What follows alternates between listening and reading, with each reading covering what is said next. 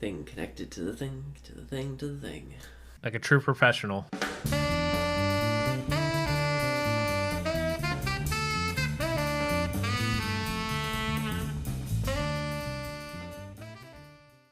Brian Douglas, welcome to the FS Jam podcast. Thanks for having me. It's quite the honor. Thanks. That's great to hear. You have been someone who runs your own podcast, which is in the Jamstack realm as well, Jamstack Radio, which was one of the very first podcasts I was ever on. And it's going to be great to have you here because we want to talk about things you're working on today, but also what you've worked on in the past and how that fits into this whole story of the Jamstack. I'm someone who really enjoys the history of all of these different ideas and projects, and really enjoyed getting to know you and getting to talk to you about these things because you really go back to basically the start of the Jamstack in a lot of ways. Why don't we first, though, before any of that, let's get into like how you first learned to code, because you have a cool story that really resonates with me, and I think our similar journeys is why you wanted to kind of help me out when we first met. So I have a degree in finance. I could start with that. Always tinkered with computers, never really sort of did the whole computer science or cared that much to look down that rabbit hole. I didn't focus on that because I didn't really think of it as a opportunity for me. So got my finance degree and graduated 2008 when there was no jobs. The whole market had crashed, at least in the US, and I think trickled down everywhere else in the world. So I took a sales job, did IT, sold IT equipment, and then fast forward, eventually hated that and learned how to code. I had my first kid and we were in the hospital because he was premature, and I had an idea for an app. I built the app, learned how to code from a lot of free tools, mainly Ruby on Rails, like the Rails guides. There was so much content. It was like at the time of Dev Bootcamp just kind of launching. Eventually I connected to a bootcamp, online bootcamp called Block. Had a mentor that I sort of connected with as well. And took a job in Orlando, Florida, to do Ruby on Rails work for full time. And that was in the course of 7 months, from son being born to taking a job. That's awesome.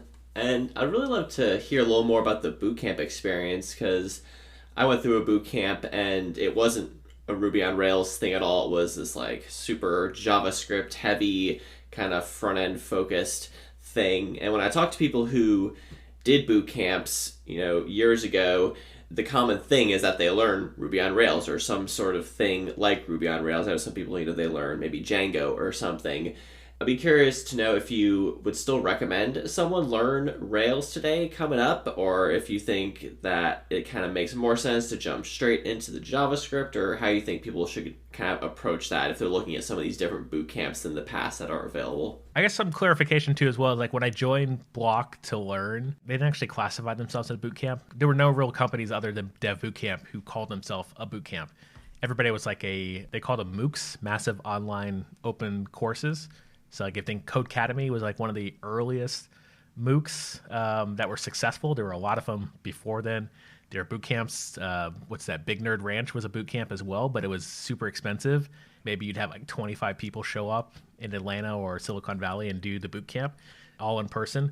That wasn't very accessible to me to go learn iOS at Big Nerd Ranch.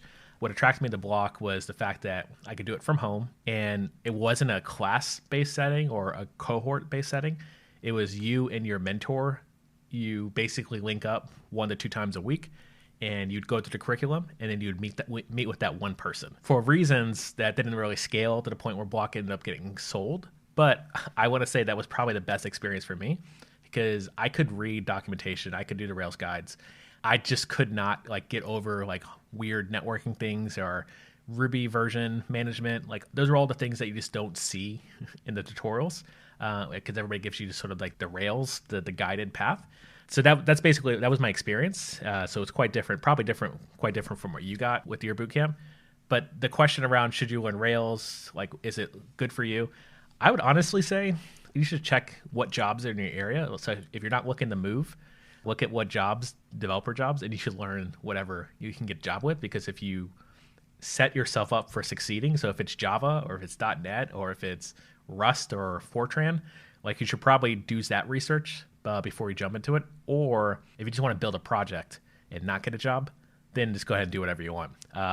But I think Rails, it served a purpose. It had, like, I think it's kind of got a lot of maturity in the ecosystem. So it's not as exciting as JavaScript. So like when you're trying to sell bootcamp students or spending, thousands of dollars, it's going to be harder to sell a bootcamp student and say, hey, you should do Rails, unless, you're in Boston where there's like lots of consultancies doing Rails, or New York or San Francisco. I think you can't go wrong with JavaScript, but I think with JavaScript in general, there's so many undefined paths. And one of the things I like about, both of you are connected with Redwood.js. Like one thing I like about Redwood.js is the sort of structured path to sort of plug and play and get things embedded into a project and then ship.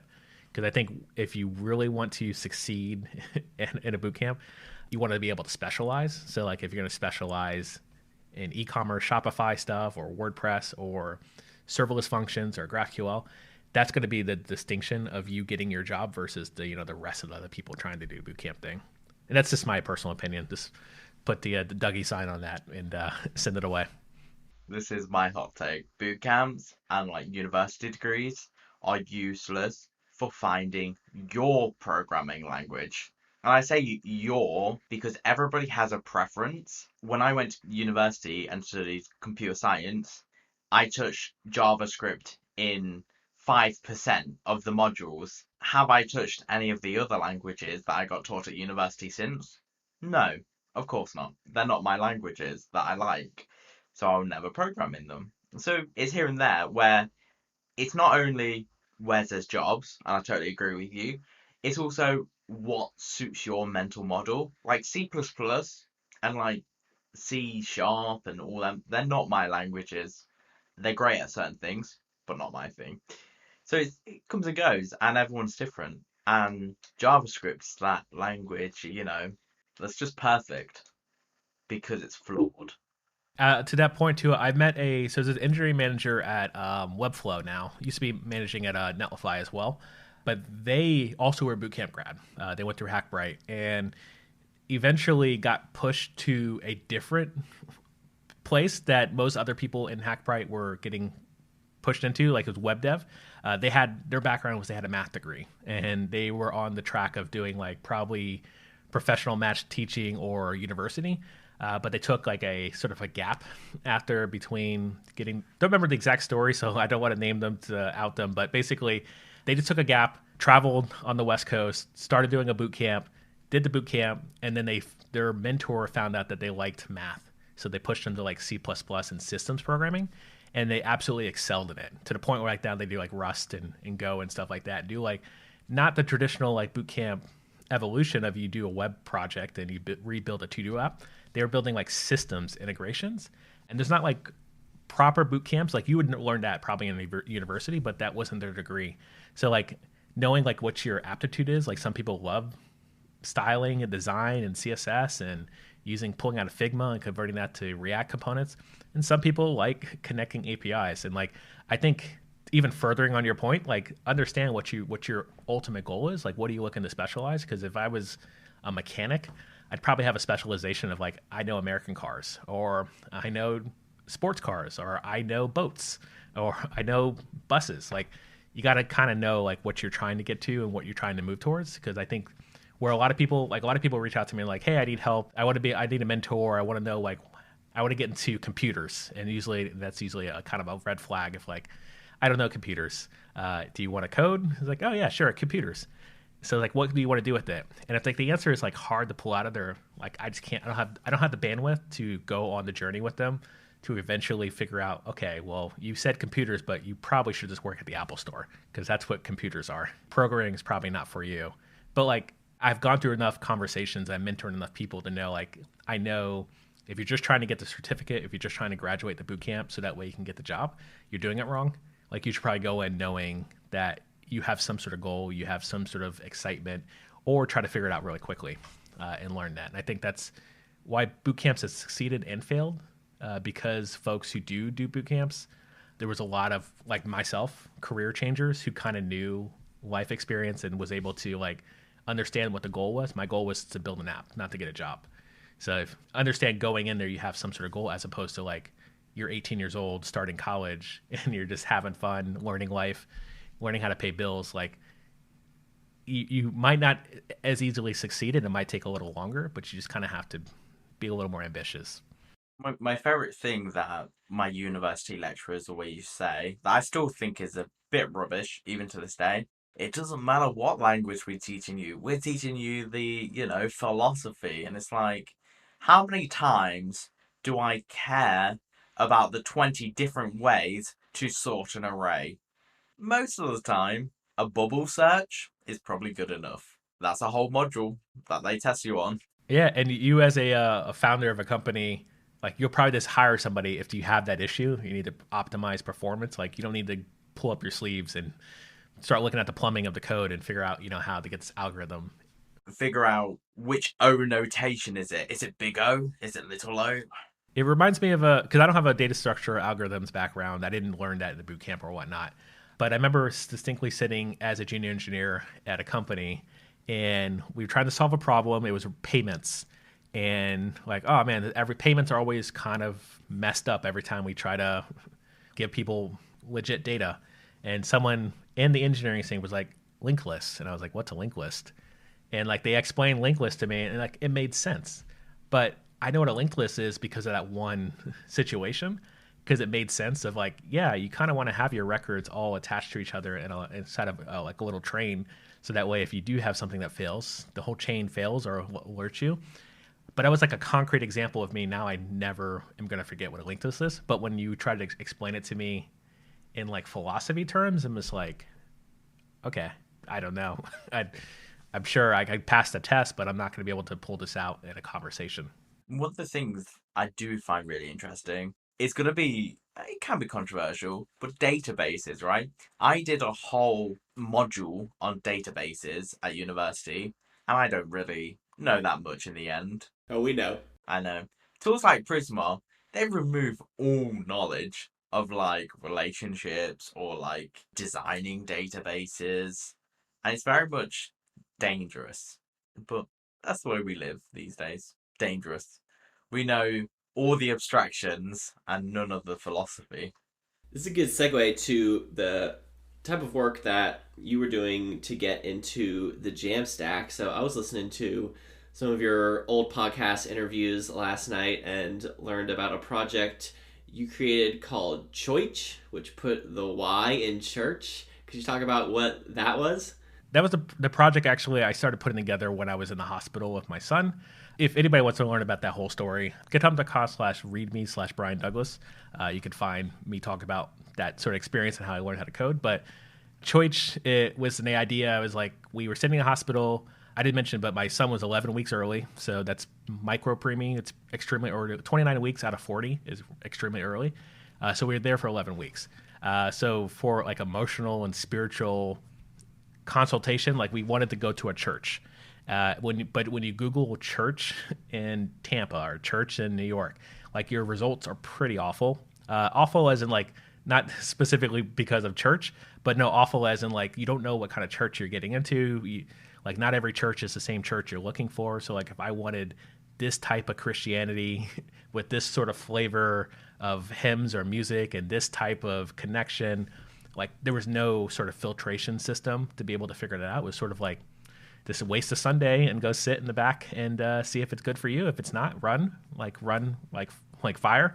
But anyway, that was the app. It was basically Yelp for churches, and it was a good structure to learn how to code something because I had an idea, which is another answer to your earlier question is like have an idea, even if it's bad, just build a bad idea, because as you're building it, you'll learn why it's bad and you'll learn how to build it. So that way you could take that to the better idea next. And that's what I did. I built the idea. I tried starting a startup for Choich. I found out that it was Yelp for churches. So there's a review component.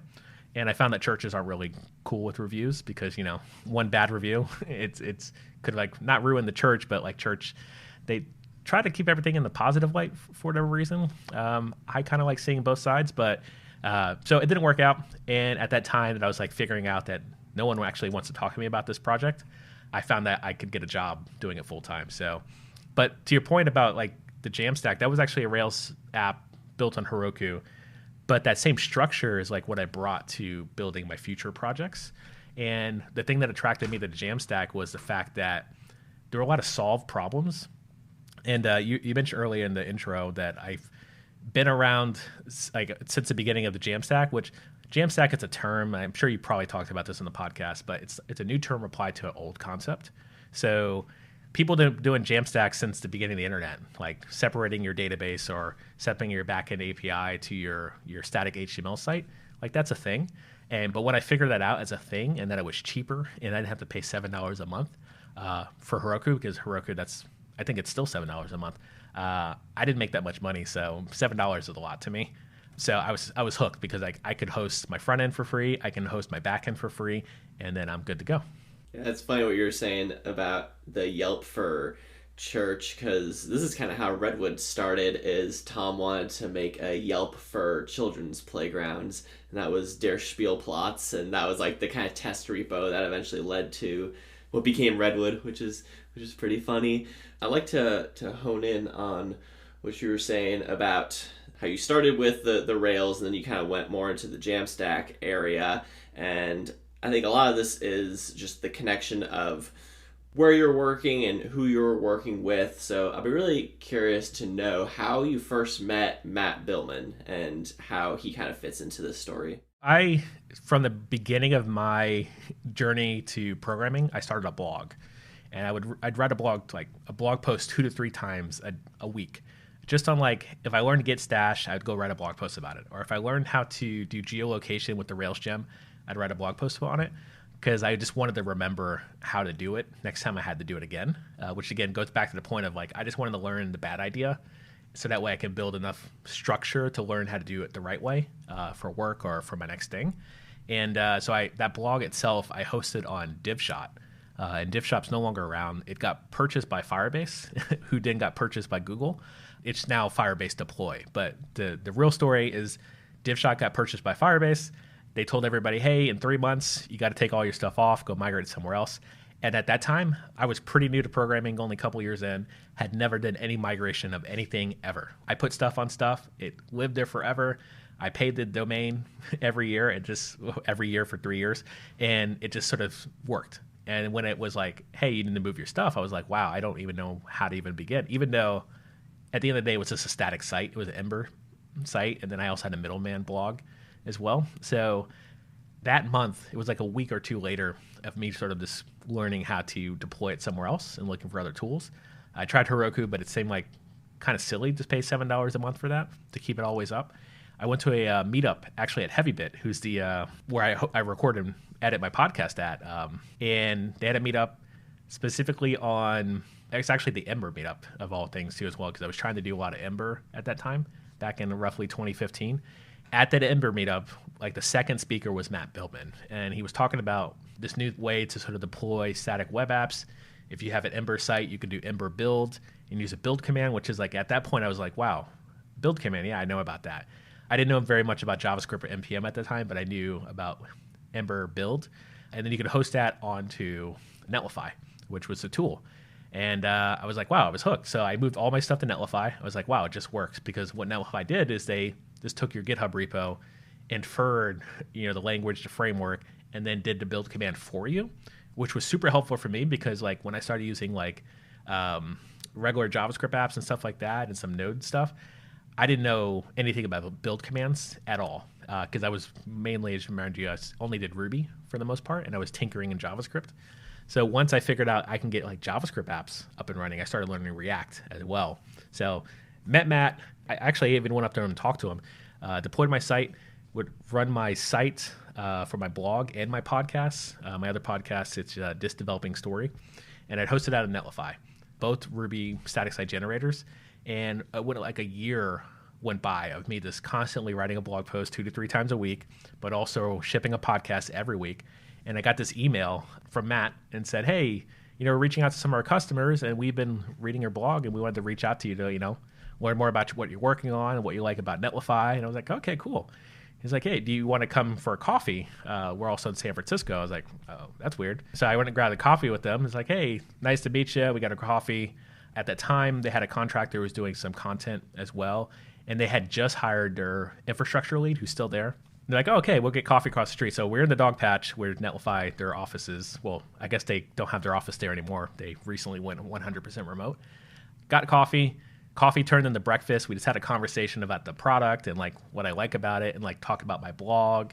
Probably like 40 minutes into it, I'm like, so are you like meeting with all your customers and buying them breakfast and like chatting them up? And it's like, Chris was there, the co-founder as well, and they looked at each other. It's like, actually, we're actually looking, we just got funded. And at the time, back in 2015, like, not a lot of startups were getting funded. And I knew that because the startup I was working at could not get their next round of funding. So like the entire Silicon Valley is kind of like, the market had kind of taken a little dip. It was like shortly after Facebook IPO'd. Anyway, doesn't matter. What I'm getting at is that it was hard to get funding. So I was like, oh, wow, that's interesting because I know personally that you're not getting funding. And they're like, yeah, well, we got funded and we're actually looking to hire a team. And we've been reading your stuff this past year and kind of want to hire you because you're working on the same code that we're looking to help develop our dashboards at Netlify. And they mentioned Tom, creator of Redwood and co-founder of GitHub, also was one of their first angel investors as well. So I'm like, oh, wow, that's interesting. It seems like you got stuff going on, and the job I'm working at is about to go under. So yeah, sure, let's do this thing. So I ended up sort of doing the interview process, ended up taking the job and switched over to Netlify, working full-time as a front-end engineer, really empowering people in the Jamstack. And that was my introduction into the term Jamstack, because that's when they pitched me, was at breakfast.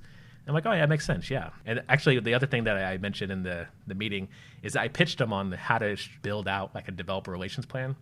I didn't realize that was a developer relations plan. It was just my ideas that I was just giving them for free. And they're like, oh, cool. It's like, you should do that here. And that's what I did.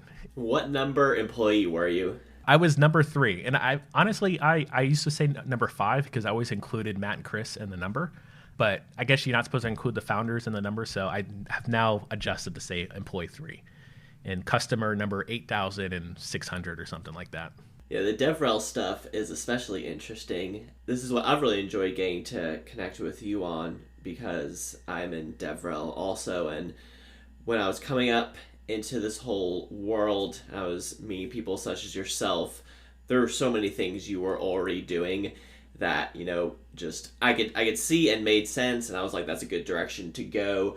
But it's funny because so many people who get into this world, it's so intuitive the way they go about it. As you were saying, it's like you never even knew that DevRel was really a thing until you kind of were already doing it. You kind of like fell into it, and it made sense to you, and you understood why community was important and why you'd want to go out and advocate for these kind of technologies. But having it be actually a formal role is a whole different thing. We'll also talk a little bit later in the episode about how this all connects to your current work. But when you were getting out and communicating the Jamstack, and it was the first year or two that you were doing this, how else were other people thinking about the DevRel stuff they were doing at maybe similar or different companies? So I do have to preface this too as well, as like I never considered myself a developer advocate until like a year before I left Netlify. I always figured I was just an engineer who liked writing blog posts, who liked talking about strategy and business with the co-founders of Netlify. I also did mention I was getting my master's in business when I was learning how to code, which is also the catalyst to build Choice and also learn how to code to build other projects. So like the business side of it, like I get, the marketing side of it, I mostly kind of get. So like my strategy has always been like just get the stuff in front of the people and get a reaction as quick as possible. So a lot of the stuff that we really focused on was like, how can you deploy Netlify within 30 seconds? Like 30-second deploys was like the focus when I was there. And they sort of just knocked it out of the park. It wasn't just me. It was the engineers. It was the infrastructure team. It was like the entire, 12 people team by the time I sort of really started getting the groove. But we all just sort of figured it out, and we really focused on that. I didn't really pay attention to a lot of other folks who were doing DevRel, so I can't really even speak on like what other folks are doing. But I knew a lot of other companies like Parse. They basically got acquired. They disappeared. There was another company, actually quite a few other companies. Anyway, it doesn't matter where the other companies are, but they all have since moved on or not around anymore. But the one that does come to mind is Vercel and the Now deployment tool. And I think the very, very conscious decision that we made at that time is that Netlify had a CLI since the beginning as well, just like Now.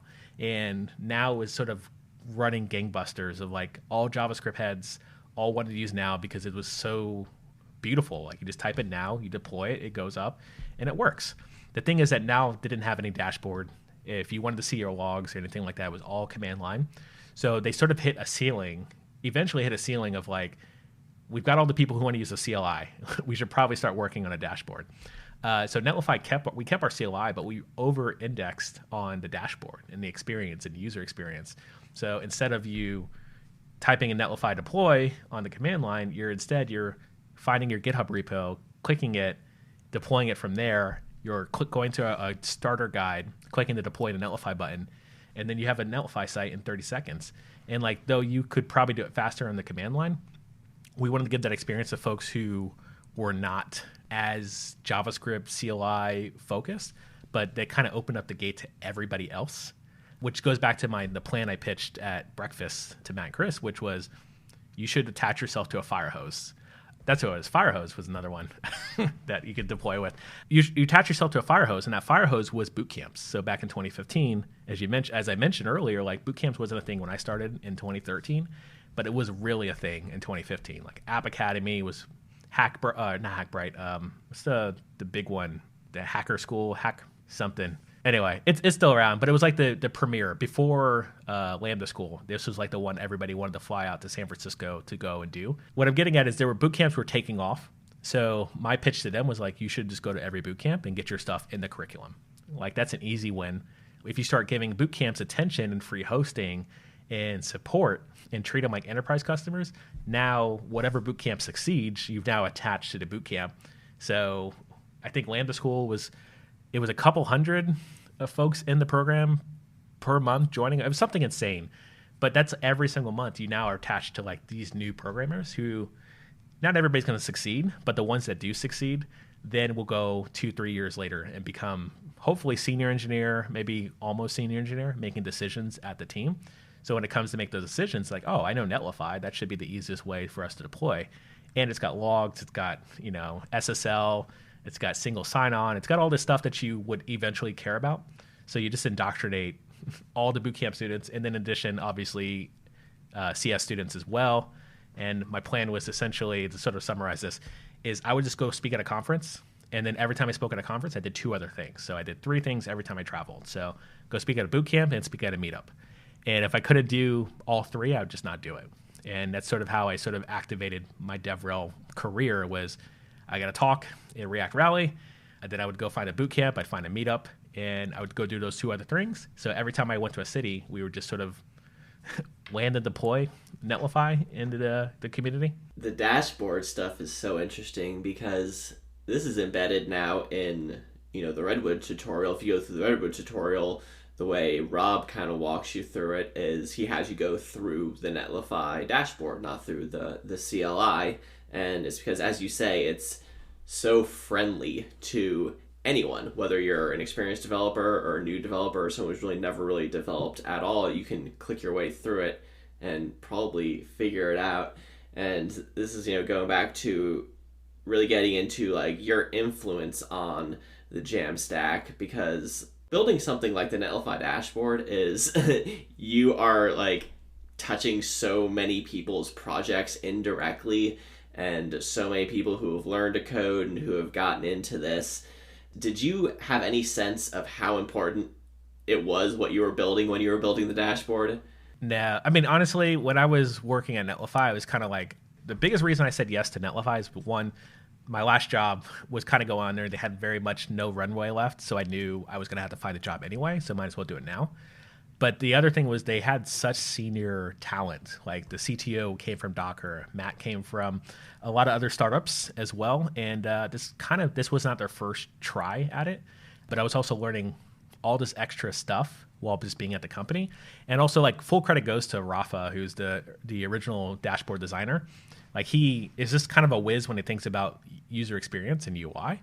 Like, he didn't have all the answers, but he actually spent a lot of time thinking about, like, if I get through this wizard and click deploy or click to my GitHub repo, like what's the next step and how can we sort of take out steps? So one of the biggest things that I was kind of, to answer, like I'll answer your question in a sec, but one of the things I kind of really, really missed was like when you first started Netlify, you had a very much of a StackBit introduction. So StackBit being an actual company, you could actually get a template. Like also Sanity does this. So many other companies do this now in the Jamstack, where you get a template to deploy. So like if you don't have a site, you can just pick a template, you could deploy a site, and you can manipulate it. And we had to make a decision of removing that from Netlify because most of those templates were awful. There were a couple standouts, and they were just kind of all over the place, and it wasn't a great experience. So we just over-indexed on people who already had sites to then come and deploy. And then that's the other thing we did is we attached ourselves to like Egghead teachers and other tutorial creators and had them basically build the templates that then would lead you to Netlify. So we stopped trying to manage our own templates and let other people manage it. But as far as like zooming out, like I actually remember sitting in a conference and pitching somebody, everybody asks you where you work at. So sitting next to this person in the conference, I said, I work at this company at Netlify. It's like, oh, what do they do? It's like, oh, we're kind of like GitHub Pages, but if you took it seriously. And that was my pitch. Always. And I mind you, I work at GitHub today, and GitHub Pages, it's a great product. But that was my pitch back in the day. And the person's like, well, why didn't you just use GitHub Pages? And I was like, well, because Netlify, they add so much more to it. And I have a different pitch, but for conflict of interest, I won't give you the full pitch. What I'm getting at is that we would be on Hacker News. Netlify, we sort of lucked out of getting on Hacker News like consistently, like 6 times in 1 year. It seemed like every other week at one point, just from launching features like deploy previews. And always in the Hacker News rebuttals or the comments, you have like the one reply guy that says, why not just put a server up in your closet and then host at your static sites from your house? It's going to be much cheaper and you can control everything. And I think as we are now learning, what was the latest? There was like a large conglomerate, like a company we all heard of, and it happened that there was a blog it happened that you could VPN access from your home. So the person who was doing the SRE work from their home also hosted his blog from his home as well on the same servers that work was. So the hackers ended up finding a backdoor into the company and getting all this access to data because this one DevOps person had their blog hosted in their own house. So that's my rebuttal from that guy from 6 years ago. That's why you don't want to host it on your own, because if your VPN, and it wasn't even service, it was because the network was attached. His Wi-Fi was attached to his VPN, and then they could sort of cross over. So yeah, don't host your stuff at home anymore. Those days are over. Like security is serious. Like if you don't want to do it yourself, like get AWS or Fargate, or not Fargate, but wait, which one's their CDN? Doesn't matter. Who knows what AWS stuff is called? Isn't it just buckets? Yeah, no, they actually have a CDN as well. Yeah, it's the CloudFront is their CDN. Yeah, I mean, marketing, they got a lot of stuff. They got a lot of catching up to do. But basically what I'm getting at is like I didn't really have the perspective of what we were working on. The other thing is even the podcast. Like I talk about this in a YouTube video I just shipped a couple weeks ago about the truth about the Jamstack.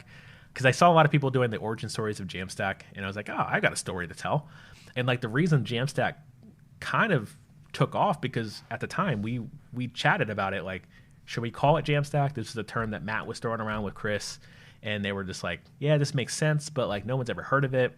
And like if it expounds out of JavaScript APIs and markup, like then what's the answer to that? And like we just sort of just doubled down when we started the podcast Jamstack Radio, and it was like we need a name for the podcast. And I was like, well, it should be Jamstack Radio, because like Jamstack's the obvious thing that we're trying to pitch to get people that can be convinced of to then deploy to Netlify. We went back and forth on it, and eventually like, yeah, let's just do that. So we renamed Jamstack Radio. Then we also renamed the meetup in San Francisco from Static Web Meetup or whatever to Jamstack SF. And then it sort of started the cards to fall of like, okay, Jamstack.org gets a refresh. We're going to start using Jamstack in our marketing materials. And then by like December, I started in the summer. By December, like we were full on indoctrinating people about the Jamstack and all of our content. And it was like this nice place to educate people on how to build stuff, which also kind of leaned into me going to all these boot camps in colleges. I had a term that you never heard of. Let me explain it to you, which is called Jamstack. I could do some teaching, show you how to build your blog, your portfolio, get your first job. And that was the pitch. I was just walking to boot camps after doing conference talks and saying, hey, I'll stay a couple extra days, talk to your boot camp students. We'll teach you how to deploy your templated blog and portfolio site and host it on Netlify.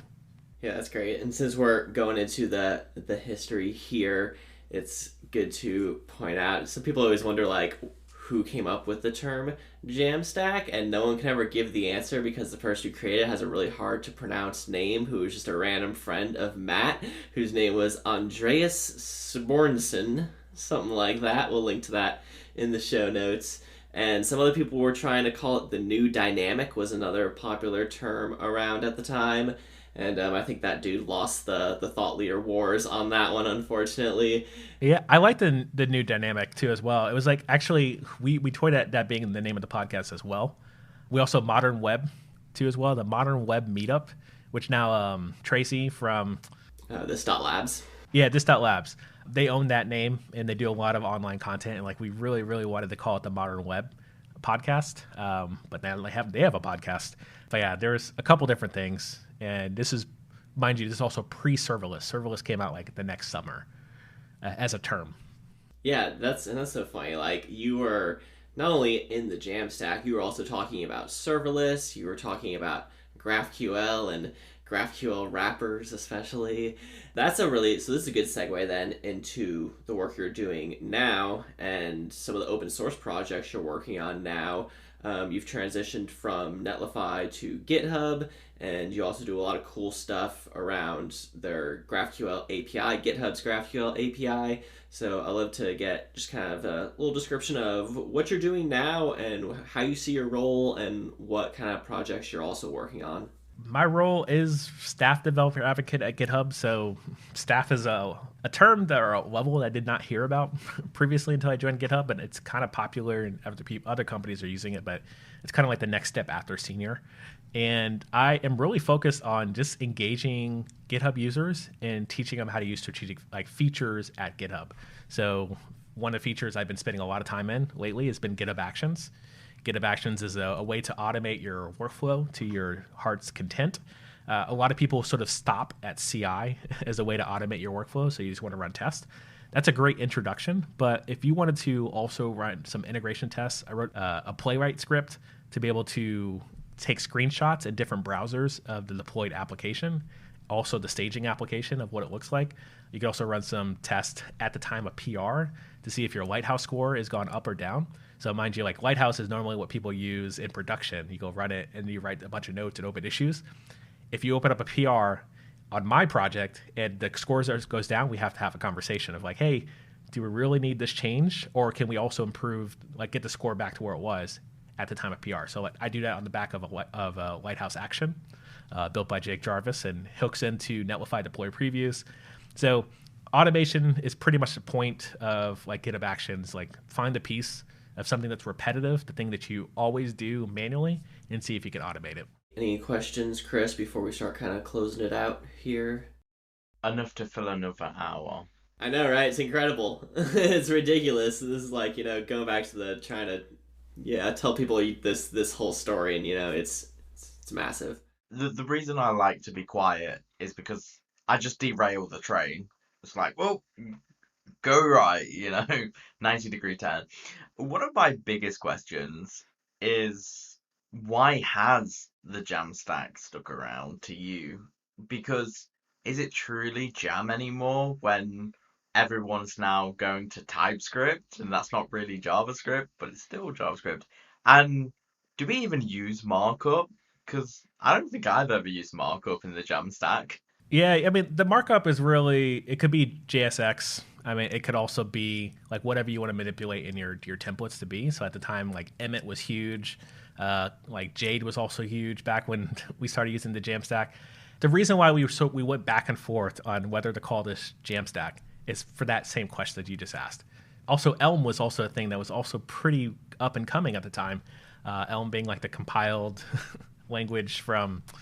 Anyway, it's so long. And but what I'm getting at is like, yes, JavaScript, APIs, markup, we're going to outgrow that term, which is why I think the Netlify team and the Jamstack org, which they should really create a foundation, because I think it's sort of been built big enough that a foundation could lead this.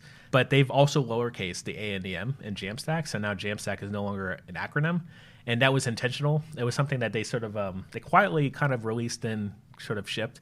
But it really is because that same question. It's because we've outgrown JavaScript, markup, APIs still around, But I think what the real goal is a separation of your concerns. So like knowing that it is okay to be a front-end developer. It's okay to be a back-end developer. It's okay to be infrastructure. It's okay to have your stuff in separate repos or separate folders. If you have a mono repo, it still could be the Jamstack. There's ways like I know Blitz.js is like a one-stop solution, but you can deploy your backend separately with Blitz. It just takes a lot more extra effort, but it is a mono repo experience. I guess what I'm getting at is like why it stuck around, and I think it's because we went to what was actually working 10 years prior. And I think a lot of times we were going down a really weird path with JavaScript, fatigue, JavaScript ecosystem, where we had like the next thing, and people were loving it. And then other people were just like, I'm going back to Python because this is insane. I can't keep updating my build system because something changed or we found out something's broken. And like it was just like on ramp to like nothing because like no one was building fast enough. So like with Netlify, we just went to what was working in the build system and compiling down the static to the point where I could take that static site. I have a GitHub action that actually this is something I want to build, is actually rebuild Netlify with GitHub Actions, mainly because this is where I sit today. But I could actually rebuild Netlify with GitHub Actions because all I'm doing is automating build processes. I can use GitHub's hosted runners to do that. And then I could also set up different environments in GitHub as well, which is a feature not a lot of people are using because not a lot of people are using GitHub pages outside of open source documentation, standing up marketing sites. But it stuck around because it was a proven model. It was a proven model 10, 15 years before. It's instead of FTP directly into a server and get it up and running, you're now using Netlify instead. And now you see all these other, like I just use DigitalOcean, point and click to a GitHub repo to deploy to a droplet. It's a beautiful experience. And I avoided DigitalOcean for years because I didn't want to get into a server and start clicking around and trying to figure out what's going on and like feel like a hacker. Like that's not where I sort of, back to your point, Chris, knowing like where you enjoy to be, being inside of a server and doing tmux is not where I want to be. Where I want to be is talking about the project that's deployed and not going down. That's like, and being able to talk about it, get people to sign it up. I talk a lot. I'd rather do that rather than sit behind a computer screen trying to figure out, why my SSL certificate is now expired 1 day late. One more thing that I also want to ask about before we close off here. I know you're really passionate about increasing diversity in tech, and I think it'd be really great if you could give our listeners any sort of advice or wisdom or just, how they could help in this mission to get more diverse individuals into tech. I imagine your listeners come from a number of different backgrounds. Like some are experienced, senior devs, other people are just getting started. And I would talk to the senior devs, the people who are already in the industry, is make yourself available when you are available. If you do have availability and like you could do a conference talk or speak at a meetup and then have a conversation, I think the reason I'm here today is because people took time to mentor me and put themselves in a position where they can actually chat with me and teach me the stuff I didn't know how to do. And that's constantly what I do is I just put myself in a position, like I've got a Discord. People DM me all day, every day about questions. I try to push them to a public channel, but they just DM me and ask me questions about like, how's this or what about this? I was actually coaching somebody on lighting for their office because like, oh, your lighting's really good. Like, how do I do this? How do I do that? And I'm like, okay, well, let's start. Let's open up the Zoom call and I'll tell you where to put the light and stuff like that, and then we'll get you halfway there. But like making yourself available. One thing that we didn't mention, but I work on this project called Open Sauce Pizza, and we're going to be doing a revamp. I just started talking to the designer to get a revamp for like a 1.0 version because we never officially got 1.0. But revamp the UI, add in some new features. But it's going to be a tool to encourage open source contributions, but also recommend as well. Because I think a lot of times when it comes to things like open source is a great place to get you started and also get a network. Like Anthony, you're case in point right now. But like getting free mentorship, free networking just by, adding labels to issues or creating documentation or starting a starter guide like section in the docs, like that's all available to people. It's just not a lot of people know you can do that. So like being able to like set your projects up in a way that anybody can walk in. There's a path for people who just want to get issues closed or get the stuff working on their production site. And there's also a pathway for people who just like, hey, I just want to hang out, have a conversation, learn, grow. create the kiddie pool, create the place where people can sort of have that conversation and learn slowly, but then also give them the GitHub repo where they can just sort of fast track into getting this deployed to production. Thank you so much, Brian. You have been such a great mentor to me. Everything you said about making yourself available, like you have done that for me, and I really, really appreciate that, and been glad to get the chance to really give you a chance to tell your story, because I think, you know, you really have done a lot in the Jamstack, and so if you don't know, now you know.